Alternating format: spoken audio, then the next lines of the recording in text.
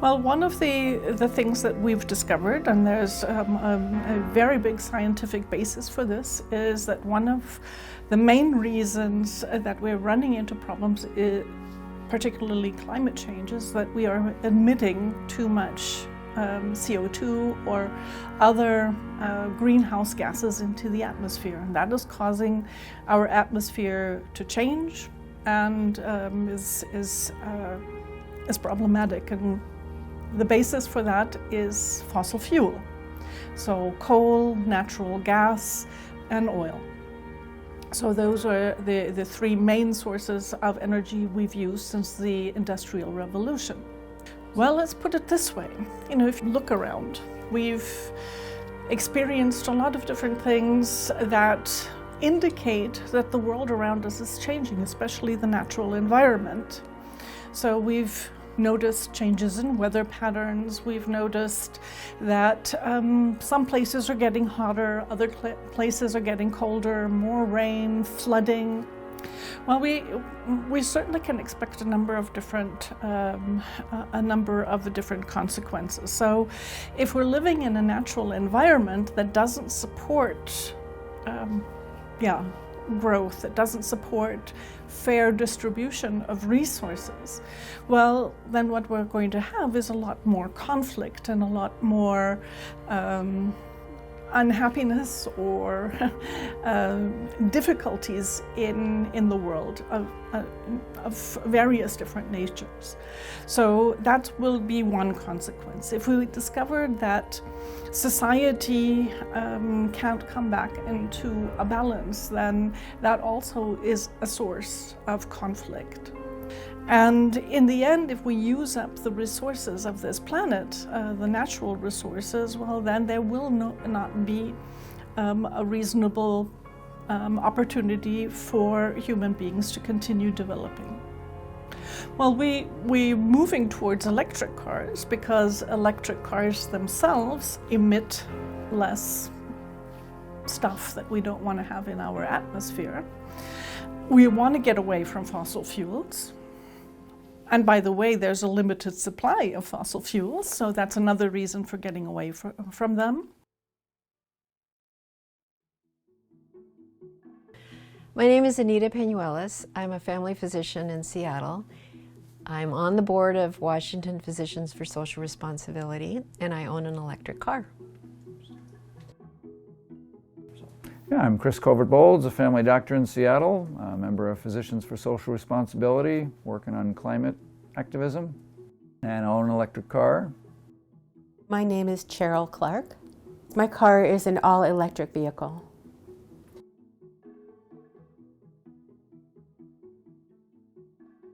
So it really just seemed like a natural fit for me to get an electric car. I was really looking at opportunities to reduce my carbon footprint. So I looked around at a variety of electric cars and settled in on a Chevy Bolt. The other thing that we had to do was get electricity into the garage. So we had to get a level 2 charger installed, and that was an expense, but we felt like it was also an investment, and we were pretty committed to having the electric vehicle. Yeah, I did a lot of research online. And then started looking at going to dealerships and looking around. So a combination of that and talking to other people that I knew that had electric cars, and then did some test driving. And a lot of factors went into that: cost, feel, how I felt about the cars. There were a couple of cars that I drove that I just hated, and I love that the car that I chose is really small. I can park it anywhere, and I love not buying gas. As a family physician, I'm really invested in the health of my patients, my family, my community, and also the planet. And so when electric cars became available, I was really interested in them. I thought a lot about them. I learned that electric cars, when they're using battery, they do not produce any tailpipe emissions. so they don't contribute to emissions that are harmful for health and harmful for the planet. My car is a plug-in hybrid. It's a Volt, Chevrolet Volt with a V. They make a Bolt with a B. They actually don't make this anymore, but it's been a great car for me. It uses battery for about the first 40 miles and then converts to using gasoline. The battery powers an electric motor that powers the drivetrain and the wheels. And when the battery is out of juice, gasoline powers a generator that then drives then powers the drivetrain and produces energy. In certain parts of the country, use very little fossil fuel to produce the electricity that powers them. Here in Washington, we use about 76% renewables to generate electricity, which is a great ratio. It's mainly hydroelectric power. In other parts of the country, it's not as favorable, but even so, if you look at the total use of fossil fuels to generate electricity, it still helps reduce the amount of CO2 into the atmosphere. I bought my car brand new from a dealer in 2014. So that was, to my shock, it's 10 years ago, and it's just operating quite well. In order to make my decision to purchase that car, I just did a lot of reading. I already knew that I wanted an electric car, and I looked at a lot of government sources. I looked at a lot of the conservation websites to learn specifically how much how much of our electricity is generated by renewables. I looked at consumer reports for the safety of the car and other information about how it functioned. I didn't actually read the information from the dealers because they're trying to sell you a car. But as a scientist, I went to all the primary sources that I could, all of it online. 20 years ago I would have gone to the library, but now I just went online. And ended up buying this particular one because it fit the things I needed best. And I bought it new. I figured the technology is going to keep changing, and there weren't a lot of cars, secondhand cars, 10 years ago that were electric, so that's why I bought this one. So I knew that when we got another car, it would have to be an electric car. My wife took a little persuading. She said, gee, I just don't want to get stuck in the middle of nowhere with no power. I said, that's so strange. I'd love to no one wants to get stuck anywhere. Yeah, we did a lot of research on all the different options, hybrids and electric cars, and my feeling was a hybrid is just an electric car with a gas car. It's both. It's a gas car with some electricity to it, so I thought, let's make the switch. Plenty of people have done it for many years. It's not a new technology, and there's plenty of great options. We checked out all the different electric cars that we could find, and the VW ID4 looked like a particularly great one. It had won all sorts of awards. It has plenty of range. It's convenient to charge, so that's how we decided on that. My wife preferred this, and when I heard basically with the big discount, we got the nicer car for the cheaper car price, I said, oh, that takes care of that for me. But we went and checked it out, and turns out that day was the day one of the big federal incentives was ending. So, I'm never one to jump in and do something, but my wife had actually done most of the research because she was the most kind of nervous about it. As we drove home in our gas car, I said, well, we've done all this research. The thing is ending today. Why don't we just do it? She said, you want to spend money on the same day? And so we just circled back and went back, and they squeezed us in after the end of the day when they were going to be closing. And I said, oh yeah, we'll stay open a little bit longer. And so we got it the one car that they had that day we got, and then months and months went by and you couldn't get any. They've been such a hot item that we jumped on it and been very happy with it.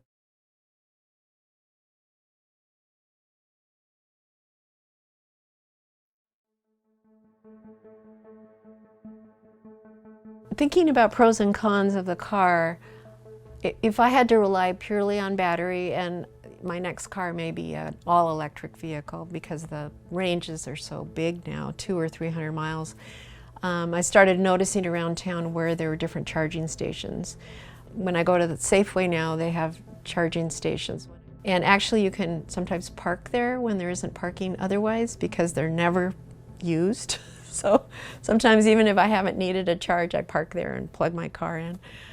So that's been a real advantage that I'm noticing. There still aren't enough for me to feel comfortable driving cross-country by myself where I might be stranded. So that's a con if I were to have an all-electric car. Now mine has a capability to transfer to gas, so that's not a concern. But those are some of the things that I've noticed. And a lot of the early EVs were very expensive.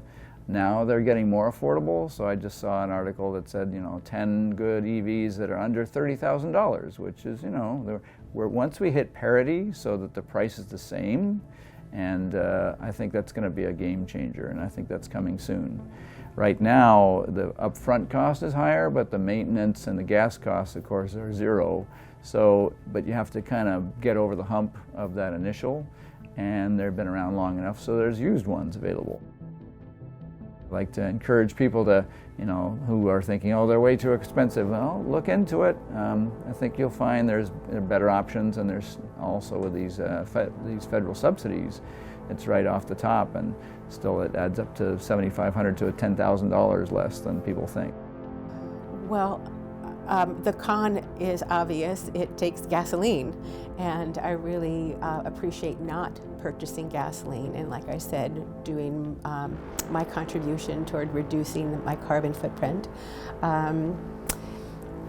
There's the range issue. I can get about 280 miles on my car, and I have been able to drive down to Mount Rainier and go hiking and then come back and not even charge my car, and come home and plug it in and then go about my day.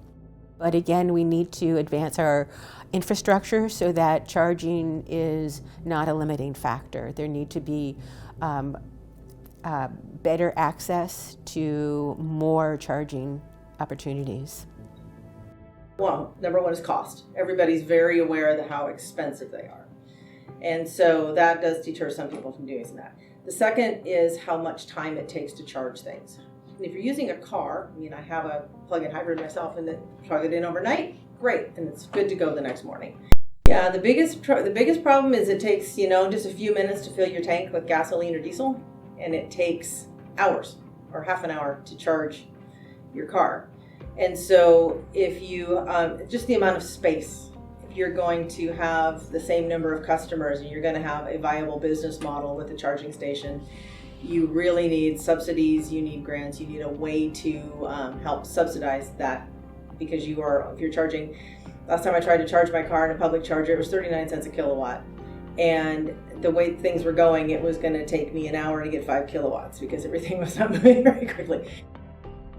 When you don't have charging infrastructure, it makes it very risky to be able to get where you need to go. And, you've heard the term range anxiety. Everybody's had that, has heard that term, but it really does make a difference on whether your charger that you're going to is reliable, it's on, it's working at full capacity, and different vehicles have needed different things. So it's having the breadth of chargers and infrastructure that you need to cover all the vehicles on the road.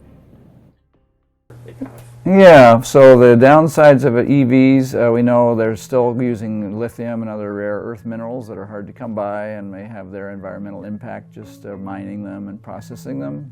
On the plus side, we know the recycling of the electric batteries that are a huge benefit. That's routinely done. I don't think any of them are getting just disposed of because they're also toxic to just dump them in a dump, and they're super valuable. And I think some of them are being made into these home solar power electric storage units. So I think that's still being worked out. To make them more easily recyclable is going to take some better engineering. Currently they kind of shred them and then separate out the bits, of lithium and stuff and cobalt. But it works, but once they're made to be recycled, then it's going to be a whole lot better. that's still in the works, but I know a company that spun off of Tesla in California or Nevada is a big recycling place for EV batteries. So I'm happy to see that. And I think VW, I think partly having been stung by their emissions scam, made sure that their EV battery is going to be recycled also. So I think closing that loop, and then my understanding is that newer EV batteries are coming up soon. There's a lot of amazing amount of research that are going to have ones that don't even require these rare earth metals and be much better built with higher energy density, how much energy they can store and charge faster. So an enormous amount of research to make this much more doable in the next few years should be coming out. So the pro is you're not burning fossil fuel. You're not contributing to hurting, everyone. And I think right now, those of us who can, and now that they've been around long enough, there's used ones that you can buy. It's much cheaper than new. But I think we need to shift rapidly off of fossil fuels. So there's that feeling that, we're doing our part. I bike to work every day, so I only generally use it on weekends or if I'm coming out to something like this after bringing a friend to an event. So mostly I'd use my bike and bus and light rail, but for other things, when a car seems like the most practical option, it feels very affirming and right to not be burning fuel. The trade-off is you have to plan ahead a little bit, so it gets over 200 miles of distance range, but you do have to plan that in. So recently we took a trip, our first out-of-state trip with it, and we just had to, plan it in and, okay, here's a charging place, and you'll never guess, but there's an app for that to map out your long-distance trips and, stop here for this long. And so you do have to plan ahead where, because, to find the fast charging places, that, you have to pay attention to that. Soon, apparently, Tesla's going to be opening up to everybody, so they had built out a huge network even before they started selling them, so we'll be able to use those, and that'll make things a lot simpler. It's 100% worth it, I think, for anyone with the means, and again, it's becoming more and more available, and our state is putting a lot of money from fossil fuel costs into making, our Climate Commitment Act is making it more affordable for a lot of people, subsidizing charging stations at apartment buildings and things. I think it's our time. It's kind of our world challenge right now, and it's time to step up. I would mess around with an electric option. I'm a little bit more on the gas bias side, but with these electric vehicles, especially as a Solterra, it's definitely seems like a viable option, something I want to try. From daily driving on the road, it's going to be ridiculously comfortable and you'll get good range out of those cars. But then if you want to take it up to the mountains to go hit some skis on some fresh foot powder, these cars are just as capable as any of our other all-wheel drive vehicles.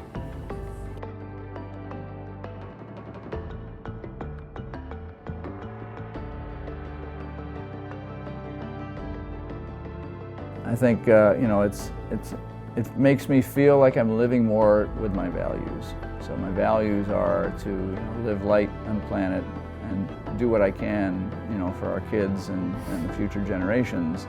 And what fossil fuels we burn is a big, big part of that. The vehicle and the home are the two big places. So shifting our homes off of fossil fuels and shifting our vehicles off of fossil fuels, that's a huge gift to our children and future generations.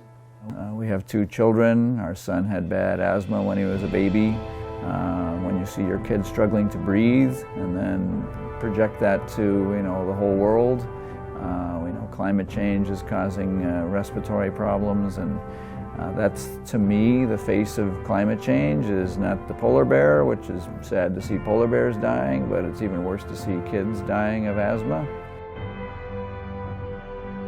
If I were to change something about buying an electric car, I would have done it earlier.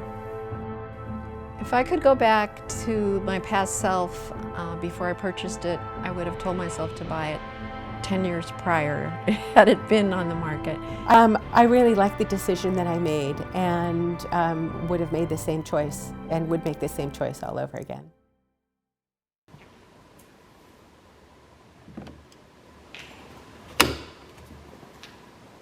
Charging started.